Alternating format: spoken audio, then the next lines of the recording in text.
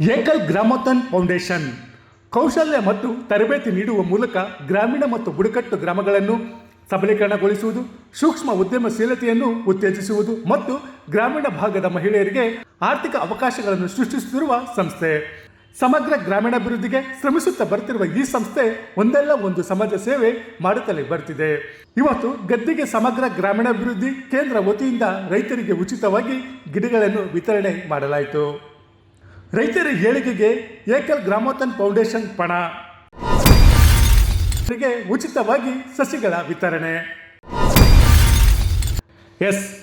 Ekal ಗ್ರಾಮೋತ್ಥಾನ್ foundation ಸಂಸ್ಥೆಯು ಗದ್ದಿಗೆ ಸಮಗ್ರ ಗ್ರಾಮೀಣಾಭಿವೃದ್ಧಿ ಕೇಂದ್ರ ವತಿಯಿಂದ ಗದ್ದಿಗೆ ಗ್ರಾಮದ ಸುತ್ತಮುತ್ತ ರೈತರಿಗೆ ಉಚಿತವಾಗಿ ಗಿಡಗಳನ್ನು ವಿತರಿಸಲಾಯಿತು.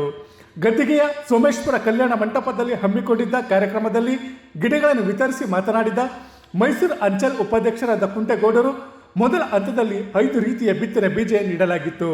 ಈಗ ಕರಿಬೇವು, ನಿಂಬೆ ಸೇರಿದಂತೆ 5 ಜಾತಿಯ ಸಸ್ಯಗಳನ್ನು ಉಚಿತವಾಗಿ ನೀಡಿದ್ದೇವೆ. ಮುಂದಿನ ಹಂತದಲ್ಲಿ ಭೂಮಿ ಫಲವತ್ತತೆಗೆ ಬೇಕಾಗುವ ಎರೆಹುಳು ಗೊಬ್ಬರ ನೀಡೋದಾಗಿ ಹೇಳಿದರು.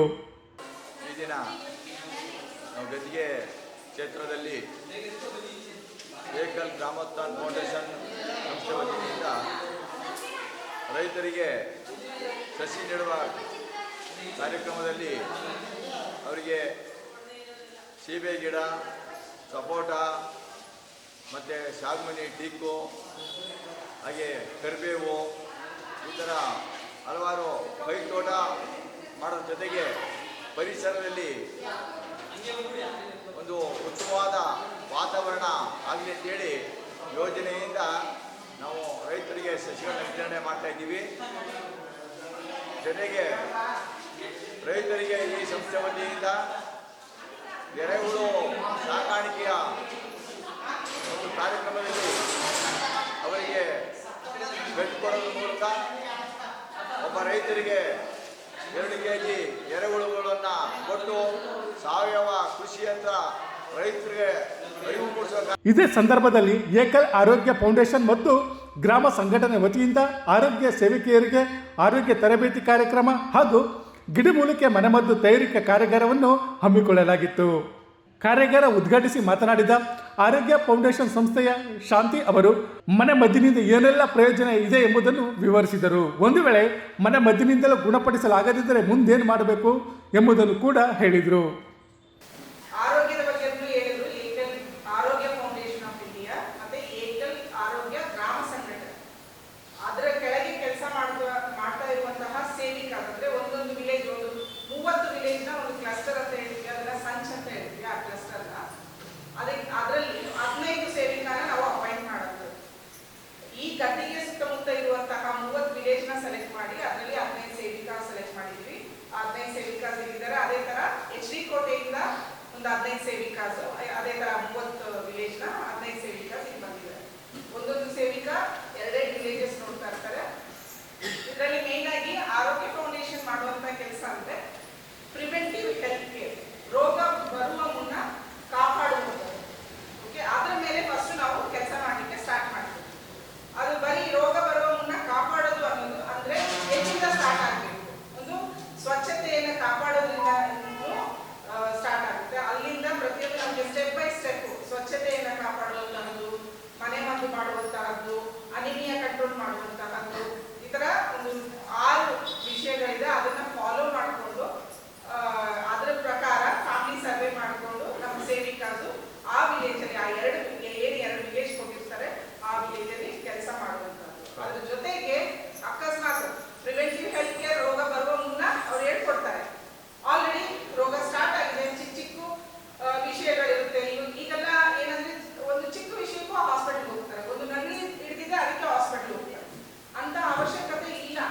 ನಮ್ಮ ಹಿರಿಯರು ಆಲ್ರೆಡಿ ನಮ್ಗೆ ಹೇಳ್ಕೊಟ್ಟಿರುವಂತಹ ಮದ್ದುಗಳು ತುಂಬಾನೇ ಇದೆ, ಅದನ್ನ ನಾವು ಪಾಲಿಸ್ತಾ ಇಲ್ಲ. ಅದನ್ನ ಮತ್ತೆ ನಾವು ಪಾಲಿಸಬೇಕು.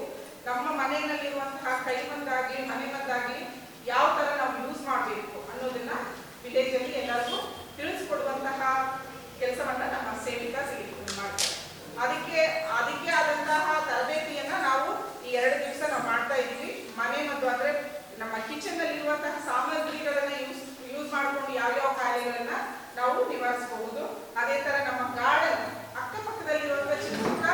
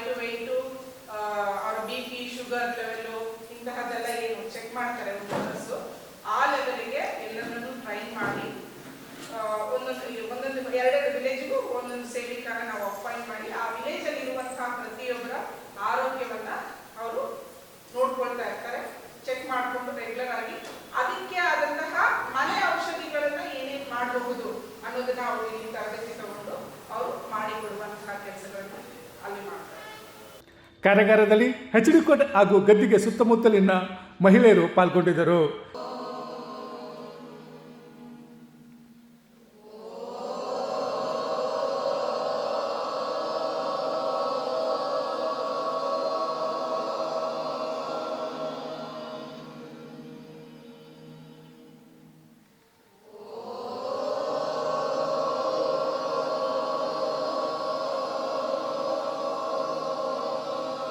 ಕಾರ್ಯಕ್ರಮದಲ್ಲಿ ಏಕಲ್ ಗ್ರಾಮೋತ್ಥಾನ್ ಫೌಂಡೇಶನ್ ಸಂಸ್ಥೆಯ ರಾಜ್ಯ ಸಂಯೋಜಕರಾದ ಗೋವಿಂದ್ ಕಿರಣ್, ಆರೋಗ್ಯ ಫೌಂಡೇಶನ್ ಸಂಸ್ಥೆಯ ಲತಾ, ಸವಿತಾ ಸೇರಿದಂತೆ ರೈತರು ಉಪಸ್ಥಿತರಿದ್ದರು.